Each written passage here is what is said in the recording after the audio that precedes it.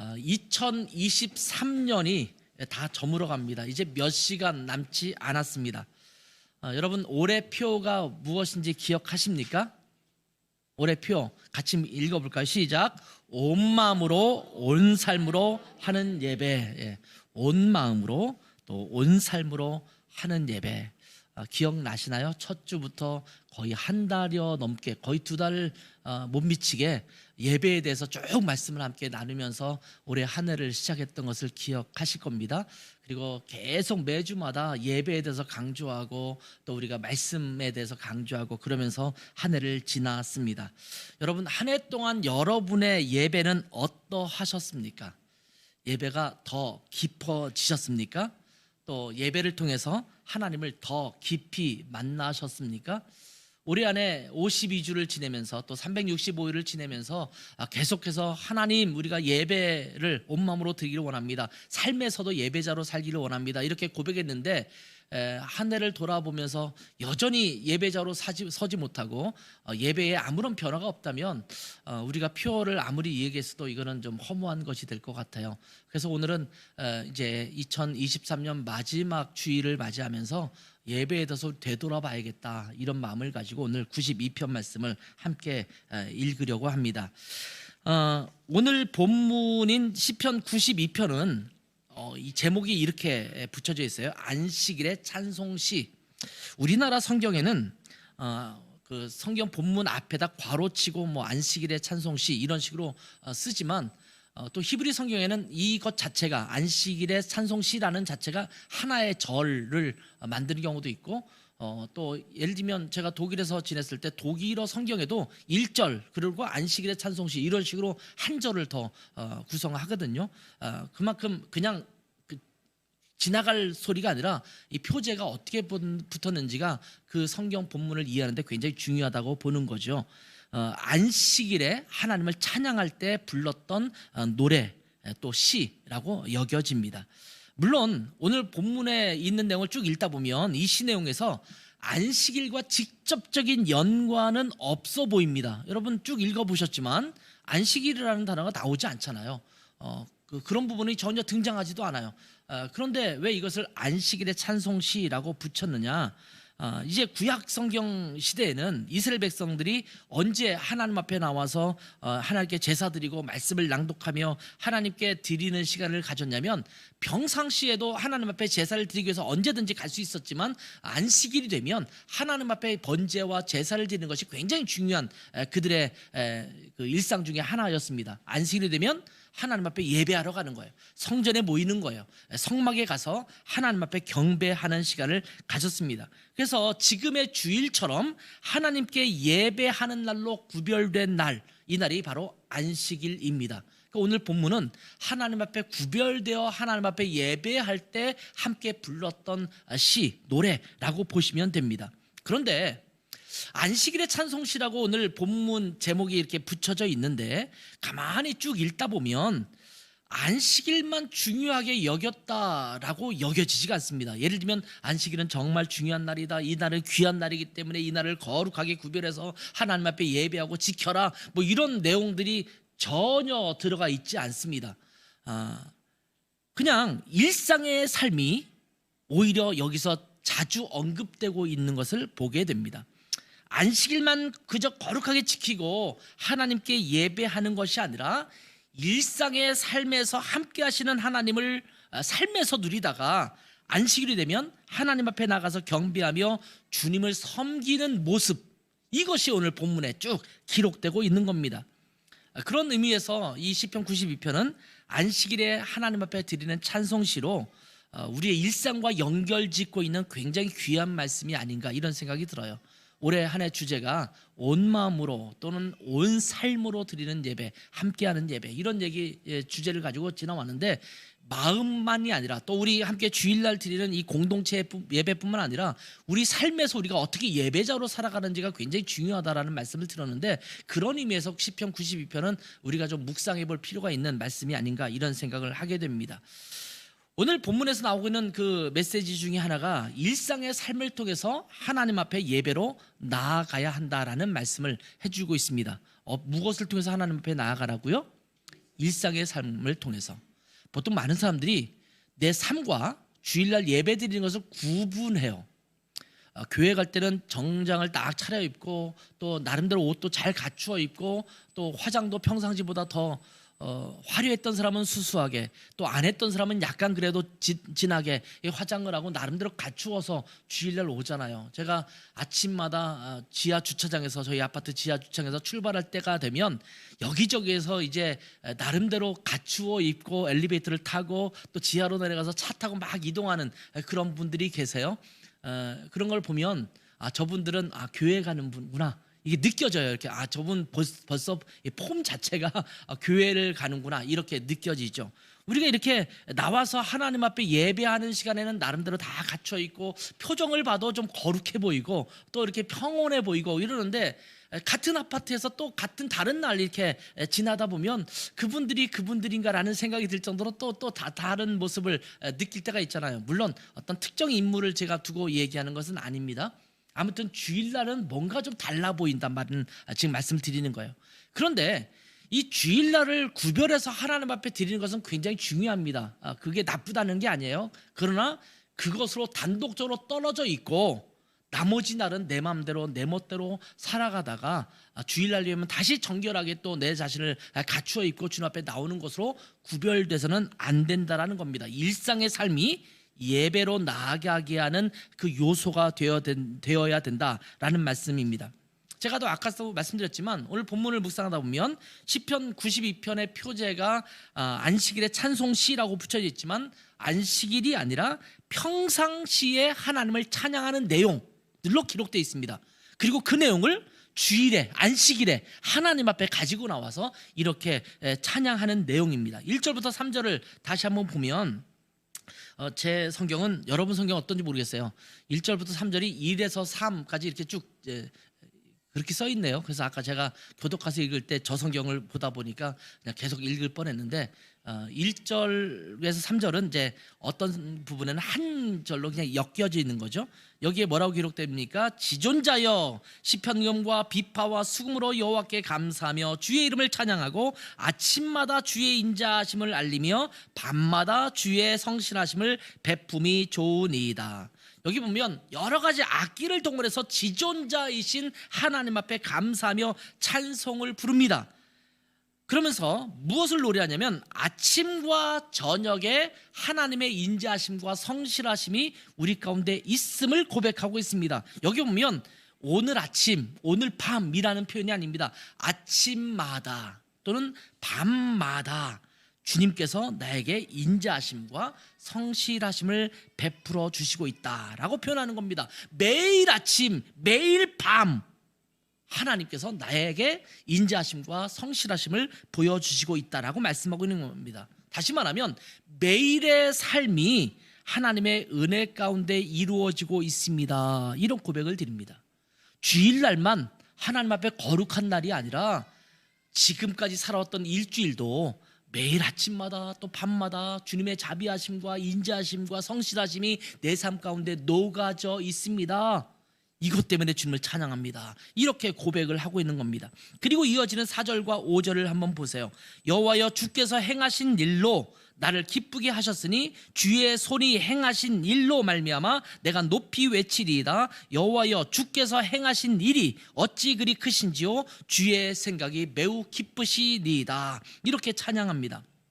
자, 아침마다 밤마다 하나님의 인자하심과 성실하심을 되돌아보면서 하나님께 찬양했어요. 그런데 왜 매일 아침마다 밤마다 찬양했느냐 하면 하나님께서 일상에서 하나님의 역사를 베풀어 주셨다는 거예요. 하나님께서 일하셨다는 겁니다. 이 고백을 지금 드리고 있는 거예요.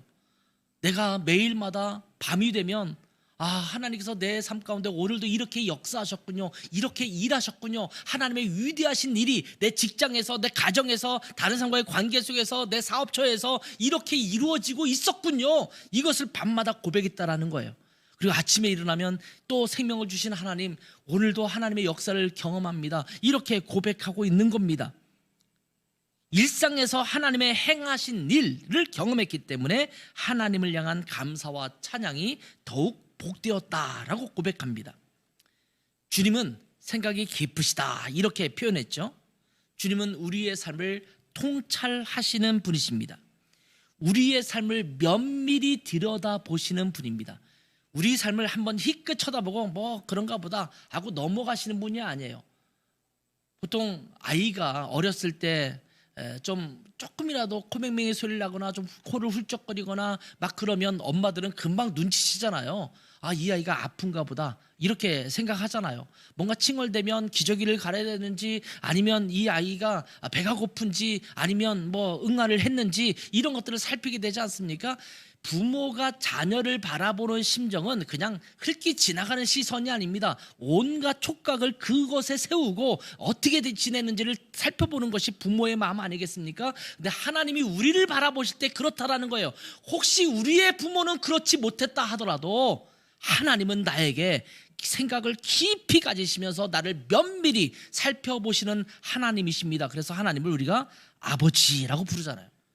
하나님 아버지께서 내 아버지가 되어주셔서 내 삶을 면밀히 돌보시는 그러한 주님이라고 말씀하고 있는 겁니다. 그래서 우리의 삶 속에 개입하셔서 하나님께서 인자하심과 성실하심으로 우리를 돌봐주십니다.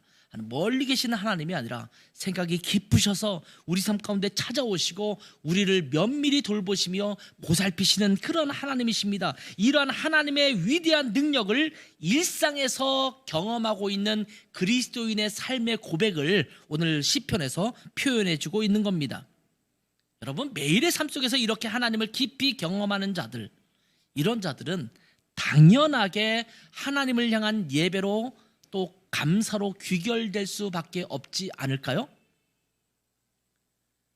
만약에 이번 주간에 제가 뭐 어딘가 학교에 입학원서를 냈는데 학교에 합격했다라는 소식을 들으면 뭐 그랬나 보다 합격했네 이렇게 지나갈 사람이 있겠어요? 갑자기 발표가 돼서 내가 승진됐다 이런 소식을 들으면 뭐 승진됐나 보다 뭐 이렇게 넘어가실 분도 뭐 없잖아 있겠지만 아마 그런 거 쓰면 야, 나 승진됐대 여보 내 승진됐대 축하해줘 뭐 이렇게 말하지 않을까요? 뭔가 기쁜 일 즐거운 일이 생기면 당연하게 누구에게인가 가서 이것을 이야기하고 선포하고 또 이것에 대해서 자랑하고 그러지 않겠습니까? 하나님께서 위대하게 우리 삶 가운데 매일의 삶 가운데 역사하신 것을 경험하는 자들이라면 어쩌면 주일날을 손꼽아 기다릴 겁니다. 내가 하나님 앞에 나아가서 내게 역사하신 하나님을 내가 마음껏 찬양하겠습니다. 경배하겠습니다. 그 주님을 가까이 하겠다고 그 주님을 사랑한다라고 그렇게 고백하겠습니다. 하나님의 계획은 정말 우리를 실망치 아니하시는 그러한 계획 이십니다. 이것을 내가 노래하고 싶어서 견딜 수가 없습니다. 이런 마음으로 주님 앞에 찾아가지 않겠느냐는 겁니다. 일상의 삶이 하나님 앞에 역사를 경험하고 있으면 예배로 당연히 나아가게 된다는 겁니다. 여러분 예배가 풍성하기를 원하세요? 그러면 일상에서 하나님을 경험하시길 바랍니다. 그런 의미에서 일상이 무너지면 예배도 무너진다는 사실을 우리가 기억해야 합니다. 뭐라고요? 일상이 무너지면 따라합시다. 일상이 무너지면 예배도 무너집니다. 어떤 사람이 상처받았다고 또 어떤 사람이 많이 힘들다고 요즘 내 삶이 너무 바쁘다고 내 삶에 정말 모든 일들이 자꾸 꼬이고 있다고 그래서 내가 정말 주님 앞에 나오는 것도 힘들다라고 말하는 분들도 있을 수 있어요. 근데 여러분 그 일상이 무너지기 때문에 자꾸 예배로 나아가지 못하는 거예요. 여러분 일상이 힘들어서 예배가 무너지는 게 아닙니다. 일상이 무너지기 때문에 예배가 무너지는 거예요. 좀 다른 표현이에요. 내 삶이 힘들 수 있어요. 여전히 고난에 있을 수 있습니다. 여전히 뭐가 자꾸 안 되고 꼬일 수 있습니다. 그럼에도 불구하고 그 상황에서 하나님을 경험하고 살아가는 사람들은 예배로 나아가게 돼 있어요. 근데 이 삶 속에서 지치고 힘들고 여러 가지가 꼬이기 때문에 자꾸 그것에만 매여 있어서 상황에만 매여 있어서 그것 때문에 고민하고 있는 사람들은 자꾸 하나님을 망각해버려요. 그리고 엉뚱한 데서 위로를 얻으려고 그러고 힘을 얻으려고 해요. 그 문제가 해결되지 않으면 하나님을 바라보지 못하는 그런 연약한 믿음으로 떨어지게 되는 것입니다. 여러분 일상이 무너지면 예배도 무너지고 맙니다. 평일에는 자기 일에 바쁘고 집안일에 바쁘고 일상에 바빠서 하나님은 아랑곳하지 않고 그저 바쁘게 살아가다 주일이 돼서 교회에 나오면 그렇게 예배를 드리면서 회복하려는 마음을 갖고 있기도 하죠. 물론 정말 바쁜 삶 속에서 하나님을 멀리하고 기억도 못했다가 주일에 하나님 앞에 나오면 하나님께서 그러한 예배를 통해서 회복시켜 줄 줄 믿습니다. 하나님 그렇게 회복시켜 주시는 분이에요. 내가 일상이 무너졌으니까 예배도 뭐 어차피 은혜 못 받을 거니까 이렇게 생각하지 말라는 거예요. 그럼에도 불구하고 하나님은 은혜로우신 하나님이기 때문에 우리에게 은혜를 주신 겁니다. 이건 정말 하나님의 큰 은혜입니다. 그런데 일상이 계속 무너져 내리면 우리의 예배도 결국 무너지게 되어 있습니다. 일상이 무너져도 처음에는 예배를 통해서 뭔가 회복되는 것처럼 느껴질 수 있습니다. 아, 이번 주에 힘들었어. 하나님과의 관계도 정말 엉망이 되고 주님보다는 다른 거에 매여가지고 너무 지치고 힘들었어. 근데 예배 오니까 정말 하나님께서 나에게 은혜 주시네, 복 주시네. 그런 회복을 경험할 수 있게 됩니다. 그런데 이것이 반복되기 시작하면 예배를 통해서도 회복되기가 어렵습니다. 왜냐하면 예배의 능력이 없어서 회복이 안 되는 게 아닙니다. 예배를 제대로 못 드리게 되기 때문에 회복이 안 된다는 거예요. 다시 말하면 일상이 무너진 사람은 예배를 제대로 못 드려요. 이게 예배를 안 드린 것과 거의 같아요. 그런데 어떻게 회복이 일어나겠습니까? 처음에 갈급할 때는 일상이 무너졌어도 주님 앞에 나오는 그때만이라도 하나님을 향한 갈급한 마음이 있거든요. 그래서 하나님의 은혜를 경험하는 거예요. 근데 이것이 반복되면 그것조차도 무너져요. 갈급한 마음도 없어져 버려요. 그냥 매너리즘에 빠지게 돼 있어요. 그러면 하나님을 향한 마음도 시선도 사라지기 때문에 결국 예배를 제대로 못 드리는 거가 됩니다. 예배를 드려도 은혜가 안 되고 여전히 힘들고 지쳐서 힘이 들 때가 많아지기 시작합니다. 왜 그런 줄 아십니까? 일상의 예배가 무너졌기 때문입니다.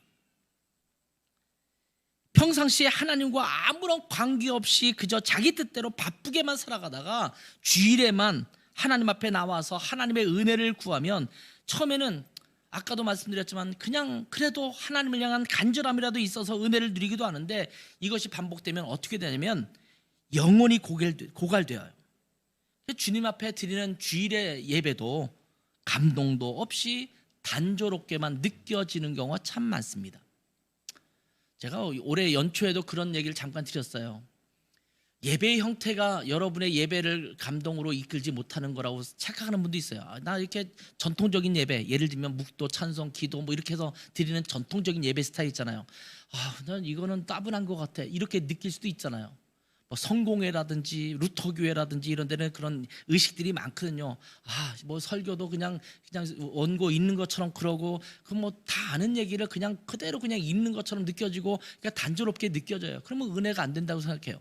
어떤 사람은 정말 차분하게 예배드리고 싶은데 또 어떤 예배에서는 막 북치고 장구치고 막 큰 소리로 기도하고 막 큰 소리로 노래하고 막 박수치고 이러면 또 그것이 힘든 사람도 있어요. 또 어떤 사람은 그렇게 예배드리길 원하는데 너무 차분하고 조용하고 뭐 예를 들면 뭐 7080 찬양만 드리고 막 이러면 그게 또 힘들다라고 말할 수 있어요. 근데 여러분 그 요소들이 우리를 예배로 인도하지 못하는 게 아니에요. 어떤 예배라도 하나님을 향한 갈급한 마음을 가지고 하나님을 바라보고 있다면 그 예배를 통해서 은혜 받게 될 줄 믿습니다. 우리의 삶의 문제고 우리의 마음의 문제라는 말씀입니다. 안식일, 지금 요즘으로 말하면 주일이죠. 이 주일을 귀하게 여기지 못하고 또 안식일에 하나님을 향한 감사와 찬양으로 나아가지 못하는 자가 되는 상황이 만들어지는 겁니다. 6절에 이러한 자들에 대한 진단이 나옵니다. 6절에 이런 기록이 있죠. 어리석은 자는 알지 못하며 무지한 자도 이를 깨닫지 못합니다. 뭘 얘기하는 거예요?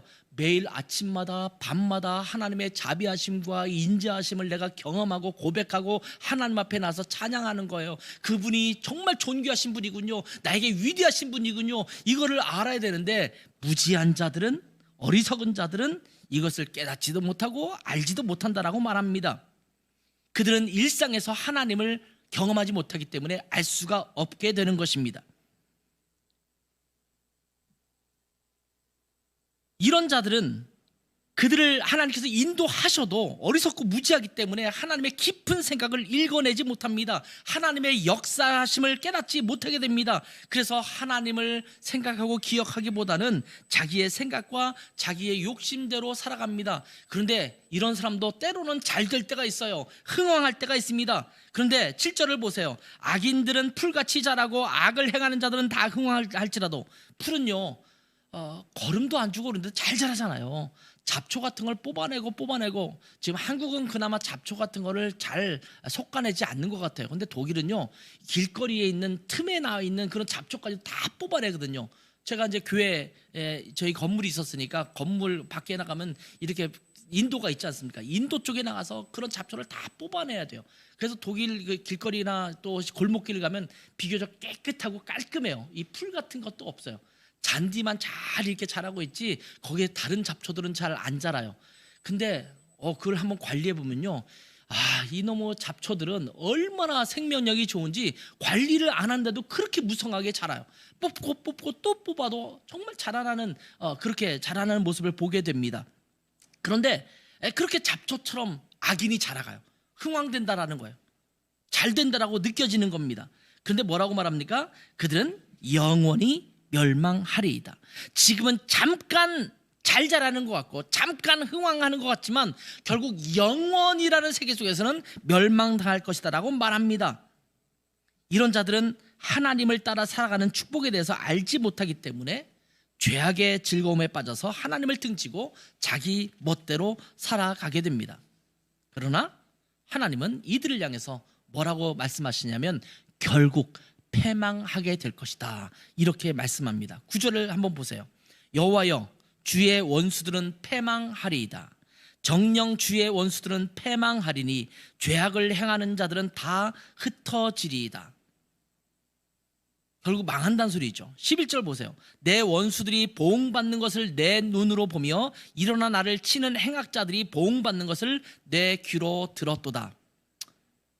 자, 이 시가 누가 썼는지에 대해서는 명확하지는 않아요. 그런데 다윗이 썼을 가능성이 굉장히 크다고 보고 있거든요. 근데 여기 보면 그를 힘들게 하는, 때로는 자기의 왕위를 찬탈하려고 하는 사람들, 자기를 죽이고 또 자기의 왕좌를 이어가려고 하는 사람들, 얼마나 많은 대적들이 있었습니까? 그들이 잘 되는 것 같아요. 승승장구하는 것 같아요. 자기는 쫓겨다니고 어려움을 당하는 것 같아요. 그런데 결국은 하나님께서 그들에게 보응하실 것이다, 내 눈으로 그들을 보게 될 것이다, 이렇게 고백하고 있는 것입니다. 이런 자들은 하나님의 보응을 받게 됩니다. 이런 자들은 이 안식일, 다시 말하면 이 주일에 하나님이 기뻐하시는 참된 예배자로 서지 못할 것이라고 말하고 있습니다. 왜냐하면 이 사람들은 자기의 욕심으로 가득하기 때문에 하나님을 바라볼 여지를 갖지 못하기 때문입니다. 내 안에 다른 것으로 가득 채우고 있으면 하나님을 바라보기 힘들어요. 쇼핑할 때 보통 이런 얘기 많이 하죠. 밥을 먹고 가라. 저와 제 아내도 가끔씩 쇼핑하러 갈 때마다 굉장히 피부로 느끼는 것 중에 하나가 뭐냐면 밥을 든든히 먹고 가면 별로 안 사게 되더라고요. 근데 배고픈 때 가면 꼭 먹는 것뿐만 아니더라도 다른 것들을 자꾸 이렇게 카트에 담으려고 하는 욕구가 생기는 것을 느껴요. 일부러 한번 그렇게 밥을 먹고 가고 악 먹고 가고 해봤는데 분명하게 차이가 있는 것 같아요. 내가 채워져 있으면 다른 것에 대한 관심이 없어져요. 내가 비워져 있으면 자꾸 채우려고 하는 거거든요. 내 안에 하나님으로 채우지 않으면 자꾸 다른 것에 관심을 갖는 거예요. 그런데 자꾸 다른 것으로 또 채워져 있으면 하나님을 향한 갈망이 또 사라지는 거예요. 우리 안에 하나님으로 가득해야 될 줄 믿습니다. 근데 악한 자들은 그렇지 못해요. 일상이 자꾸 무너져요. 잠깐 잘 되는 것처럼 보일 수 있어요. 그것에 신경 써서 뭐 예배보다는 내가 사업에 더 힘쓰고 내 직장일에 더 힘쓰고 막 그러면 내가 좀 더 잘 될 수 있을 것처럼 느껴지지만 결국은 그들은 하나님을 일상에서 경험하지 못하기 때문에 예배의 기쁨을 누릴 수 없게 된다라고 말하고 있는 겁니다. 일상에서 하나님과 동행하지 못하면 예배의 은혜를 누릴 수 없게 됩니다. 일상에서 가정과 직장과 사업장에서 또 내가 다니는 학교 생활에서 예배자의 모습으로 서지 못하면 주일에 성도들과 함께 드리는 이 공동체 예배에서 하나님의 은혜를 누릴 수 없게 되는 것입니다. 예배에 참석한다 하더라도 아무런 감흥이 없는 매너리즘에 빠지게 됩니다. 타성에 젖어서 하나님의 임재도 느끼지 못하고 성령의 역사도 제대로 누릴 수 없는 굳은 마음 됩니다.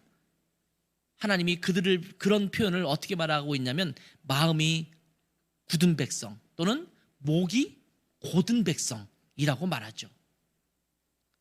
자, 그렇기 때문에 우리가 온전한 예배자로 서려면, 우리가 예배를 통해서 하나님을 깊이 누리려면 일상에서 하나님과 동행하면서 하나님을 누리다가 예배로 나와야 합니다. 따라서 합시다. 일상에서 예배로, 그리고 예배에서 일상으로. 이게 반복돼야 돼요.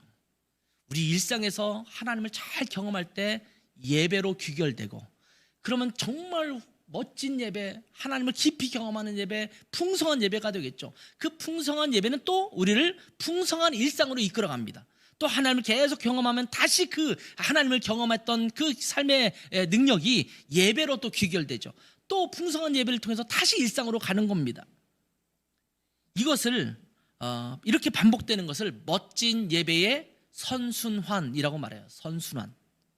그러니까 예배가 잘 드려지면 일상이 풍성해지고, 또 주님과 함께 동행하면 또 다시 온전한 예배로 나아가게 되고, 이것이 계속 반복되는 거예요. 그런데 이것이 반복되지 못하는 또 다른 예배의 악순환도 있죠. 삶이 무너졌어요. 하나님을 별로 경험하지 못하고 그렇게 살아갔어요. 그러면 예배가 신통치 않아요. 하나님 앞에 제대로 예배할 수 있는 마음이 되지 않습니다. 예배를 실패하는 거예요. 예배가 실패하면 또 일상에서 하나님을 깊이 경험하지 못하는 그 삶으로 나아가게 되는 거예요. 이것이 악순환이거든요. 여러분은 지금 선순환을 돌고 있습니까? 아니면 악순환을 돌고 있습니까? 저는 우리 라이트하우스 고향 식구들은 예배의 멋진 선순환을 하기를 주님의 이름으로 축복합니다. 삶에서 하나님을 경험하고, 삶에서 예배자로 하나님 앞에 서 있고, 그리고 그것이 예배로 나아가기에는 갈급한 마음이 있게 하고, 그거로 말미암아 우리가 풍성하고 깊이 있는 하나님의 은혜를 깊이 누리는 예배가 되게 하고, 그 또 예배가 우리의 삶을 승리로 이끌어가게 하는 놀라운 축복이 될 줄 믿습니다. 자, 이렇게 일상에서 하나님의 일하심을 볼 줄 아는 자들, 일상에서 하나님의 역사하심을 경험하고 깨닫는 자들은 지존하신 하나님을 높일 수밖에 없죠. 그래서 예배자들은요, 8절의 고백을 드립니다. 같이 한번 읽겠습니다. 8절 시작. 여호와여, 주는 영원토록 지존하시니이다. 예배에서만이 아니라 우리의 일상에서도 하나님은 가장 높으신 주관자이시며 지존자이심을 고백할 수밖에 없게 됩니다. 하나님, 내 직장에서도 주님이 지존하시군요. 우리의 사장님이 아니라, 우리의 보스가 아니라 하나님이 지존하시군요. 내 학교도 그렇고, 내 가정에도 그렇고, 내 삶의 모든 영역에서 하나님이 지존하십니다라는 고백을 하게 되는 겁니다. 이런 자들은 하나님의 전을 사모해서 하나님께 나와 예배하고 경배하는 것을 즐거워합니다. 그리고 이렇게 하나님은요, 즐거이 나오는 자들에게 주시는 축복을 언급하고 있습니다. 저는 이 말씀을 읽으면서 정말 가슴이 벅차오르는 것 같아요. 자, 10절 한번 보세요. 같이 읽어볼까요? 시작. 그러나 주께서 내 뿔을 들소의 뿔같이 높이셨으며 내게 신선한 기름을 부으셨나이다. 지금이야 현대사회가 굉장히 많이 발달되어 있기 때문에 들판에 뛰노는 들소리라든지 이런 것들을 우리가 눈여겨볼 수 있는 확률이 별로 없죠. 근데 지금보다 훨씬 더 예전에는 쉽게 조금만 나가도 이게 들소들이라든지 야생동물을 볼 수 있는 그런 시대 아닙니까? 들소의 뿔이라고 하는 것은 승리와 번영을 의미합니다. 들소라고 표현했을 때는 성경에서 비교적 힘이 센 짐승을 은유적으로 표현하고 있는 거거든요. 누구도 흔들 수 없는 번영과 승리를 말하고 있는 겁니다. 신선한 기름을 붓는다라는 거 고백하고 있는데, 아마도 신선한 감람유, 올리브 오일을 붓는다라는 이야기일 거예요. 영광스럽고 존귀하게 여긴다라고 할 때 기름을 붓는다라고 말하는 거예요. 내 삶이 활기가 있어요. 힘센 소의 뿔처럼 번영하고 영광을 누리게 되고 영광스러운 하나님의 기름 부으심이 있게 된다라고 말한 겁니다. 그리고 12절 한번 보세요. 여기 보면 종려나무 같이 번성하고 레바논의 백향목 같이 성장할 것이다, 이렇게 말합니다. 여러분, 종려나무는요, 의로움과 번영과 승리를 상징하는 나무입니다. 그래서 왕이 전쟁에서 승리하고 나면 종려나무 가지를 흔들지 않습니까? 그것을 의미하는 것이에요. 백향목은 부귀와 영광을 상징하는 나무입니다. 왕궁을 꾸밀 때, 정말 좋은 집을 꾸밀 때는 레바논의 나무들을, 백향목을 가져다가 건물을 짓는다라고 말하지 않습니까? 영광과 부귀와 힘과 승리, 번영, 이런 것들을 경험하게 될 것이라고 말하고 있는 것입니다. 여러분, 얼마나 놀랍습니까? 하나님 앞에 일상에서 하나님을 깊이 누리며 살아가는 자들은 하나님께 나와서 예배할 때 하나님의 은혜를 깊이 누리게 되고, 이러한 자들은 마치 들소의 뿔처럼, 종려나무처럼, 레바논의 백향목처럼 견고하고 든든하게 아름답게 일상을 누리는 축복이 이루어진다라는 겁니다. 얼마나 좋아요. 예배에 성공하면 일상이 이러한 축복으로 가득 차게 된다라고 말씀하고 있는 겁니다. 그리고 13절부터 15절을 보세요. 참된 예배자가 누리는 축복입니다. 자, 이는 여호와의 집에 심겼으며 우리 하나님의 뜰 안에서 번성하리로다. 집에서 식물을 잘 키우는 사람이 있고, 식물만 갖다 놓으면 죽이는 사람이 있어요. 처음에 저희도 식물을 갖다 놓으면 늘 죽였어요. 그래서 식물을 우리가 못 키우는가 보다 생각했더니 그게 아닌 것 같아요. 매뉴얼대로만 하니까 잘 자라더라고요. 지금은 저희 집에서 식물이 죽어나가는 경우는 거의 없는 것 같아요. 저와 제 아내가 처음에는 우리가 식물을 키우는 데는 똥손인가 했는데 보니까 그렇지 않아요. 지금 금손처럼 잘 키우고 있는 것 같아요. 잘 자라고 있어요. 근데 여러분, 잘 키우는 하나님의 뜰 안에 있는 나무를 한번 생각해 보세요. 그러면서 그 뒤에 14절에 뭐라고 말합니까? 늙어도 여전히 결실하며. 늙으면 결실이 안 되잖아요. 오래된 나무에서는 열매를 따먹기 힘들잖아요. 그리고 나이가 들면 우리는 뭐 아기 낳기도 힘들고 그렇게 되잖아요. 뭐 그런 것들이 안 되는데 여전히 결실한대요. 진액이 풍족하고 빛이 청청합니다. 이파리가 파랗게 살아있고 반짝반짝거리고 그런 모습을 보이게 되는 겁니다. 그리고 15절 보면 여호와의 정직하심과 나의 바위 되심과 그에게는 불의가 없음이 선포되리로다, 이렇게 말씀하고 있습니다. 정말 가슴 벅찬 축복 아닙니까? 여러분의 낯빛이 달라지는 겁니다. 우리의 삶의 윤택함이 달라지는 겁니다. 그러니까 우리가 요즘 표현으로 따지면 삶이 윤택하리로다, 이런 표현을 말씀하고 있는 겁니다. 왜 내 삶이 힘들지? 하나님과의 관계를 회복하러 들어가야 돼요. 하나님과의 관계가 회복된 사람들은 지치고 힘든 삶의 상황 속에서도 빛이 빛납니다. 여전히 힘들어요. 여전히 지치게 해요. 그럼에도 불구하고 그 생기 있음이, 청청함이 사라지지 않습니다. 진액이 풍부해집니다. 그런데 모든 환경이 다 좋음에도 불구하고 하나님과의 관계가 어그러진 사람들, 예배가 회복되지 않은 사람들은 결국 지치고 힘들어서 삶의 생기를 잃어버리게 된다라고 말씀하고 있는 겁니다. 이러한 축복을 주시는 하나님을 내 삶 속에서 누린다는 것이 얼마나 놀라운 은혜입니까? 이러한 하나님을 날마다 경험하는 자들은 하나님의 정직하심과 든든한 반석되심과 불의가 없으신 분이심을 선포할 수밖에 없을 것입니다. 그래서 안식일이 되면, 요즘으로 따지면 주일이 되면 감사와 찬양의 노래를 부르며 하나님께 나아가는 것입니다. 오늘 주일이구나, 교회 가야 되는 날이네, 이렇게 해서 나오는 것이 아니라, 오늘도 하나님 앞에 나서 내 마음과 뜻을 다해서 하나님 앞에 예배하고 싶어. 내 삶 속에 하나님이 얼마나 말씀하시고 역사하시고 나에게 귀하신 분인지 그분에게 사랑을 고백하고 마음껏 찬양하고 싶어. 이런 설레는 마음으로 여러분이 나오시냐는 말씀입니다. 여러분은 이러한 예배의 삶을 누리고 있으신지요? 안식일은 일상과 분리된 것이 아닙니다. 일상에서 하나님을 누리는 것이 안식일, 다시 말하면 주일을 통해서 하나님께 나아가는 감사와 찬양으로 열매를 맺게 되고, 또 이 주일에 하나님께 나아가 영광을 돌릴 때 하나님께서 주신 영적인 능력으로 다시 일상에서의 승리하는 삶으로 나아가게 됩니다. 지금 이 날이 우리 주일, 이 예배 시간이죠. 주일에 하나님께 예배를 떼어서 예배하는 것은 일상의 삶에서 경험한 하나님을 향한 찬양과 감사로 나아가게 합니다. 그리고 또다시 일상에서 하나님과 동행하는 삶으로 또 나아가게 합니다.